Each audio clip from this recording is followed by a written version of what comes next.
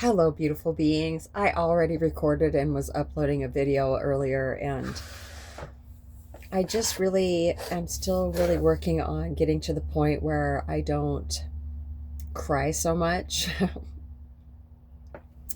And of course, in some of my videos, I'm crying because I'm in mental anguish, but other videos, like the one I just recorded, I'm just crying because I feel so happy.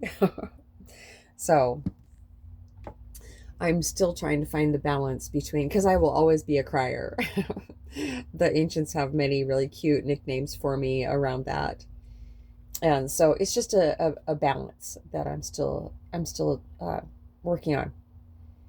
So I just want to briefly tell you about the realizations I've been having the last couple days. I really feel like I've popped out of where I've been. Well, I know I have, and it's all been codependency. When I feel somebody's energy come in so strongly, and I can't stop thinking about them and how it feels really negative what I'm picking up from them, and I'm overthinking. I got to a point recently where I felt like, am I ever going to stop doing this? Is there an end to this? Yes, there is, because all of that is codependency. I see it clearly now. And I won't get into all the details, but of course, everything came together so beautifully. So I could see this, that I was still operating from a vibration of fear, because in my last video, they showed me how that's where codependency is born from, is fear. Situations we all get into on planet Earth here, and there's some fear, some form of fear, and we adjust ourselves either slightly or a lot to help ourselves be more conducive to the situation. And that's where gradually we become codependent. And then all of a sudden, after a lifetime of all of us being conditioned in a certain way like that, we are just automatically functioning on that, in that. But now through this ascension, we can't do it anymore. It's way too painful to operate from that those lower energies. And so we are ascending out of that, and it can feel so incredibly painful, because so many presenters have been up for me recently to be able to show me that I was still operating from a place of codependency.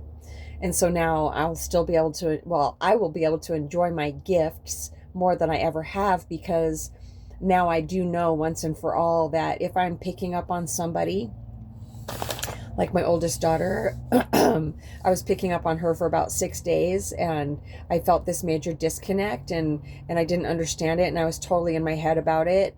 And now all I have to do, and I didn't know if I could ever get to the point recently, well, for so long, where I wouldn't actually have to reach out to that person to get some relief from overthinking. Because the second I reach out to that person, I start feeling better, because I'm not thinking about them in the way that I was. I'm not in that same energy field. So that's the name of the game, is stop thinking about it completely, or think about it in a different way. That's cognitive thinking. They're saying, I did that for a really long time. I didn't know that that was something that a person could learn, but I just swapped out bad thoughts for good thoughts, just as a way of survival. And that can definitely work if a person has not, well, I think it's imperative if a person has not accessed our own natural state of being, which is presence. If you haven't had that remembering experience yet, then I feel like for myself, it was imperative that I switch out negative thinking with good thinking. That's where I used to get my relief. But then one day I realized, a couple days before I had my remembering experience with Muji, that that would never bring permanent relief from overthinking. And so it's been a gradual process, but now I've been released from so much overthinking, because I realized that not just fear, but codependency is fear's ugly cousin, and they are at the taproot of all these shenanigans together. So now when because there will be thoughts around people coming in, it's already been happening the last couple days. I can see it's like all of those thoughts that I didn't feel like I could get away from before. I'm seeing so clearly now that all I have to do is just turn my attention away from them as soon as possible. And more thoughts like them won't join them, and it won't pick up, emotion and all of that. So that's what the practice has been for so long, in different forms, right? And it will continue to be that until I don't have to do that practice anymore, until I'm just in my natural state of being. And I can see how more and more how that's possible, because how I can see thoughts now even more is they are so far out on my mind's peripheral. I can see them coming a mile away, they're saying. Yeah.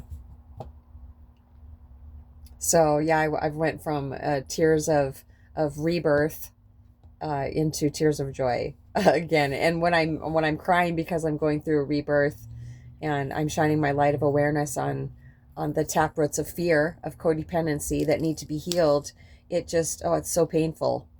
But then here I am, wings drying once again. All right, I'm gonna go eat. We love you so much.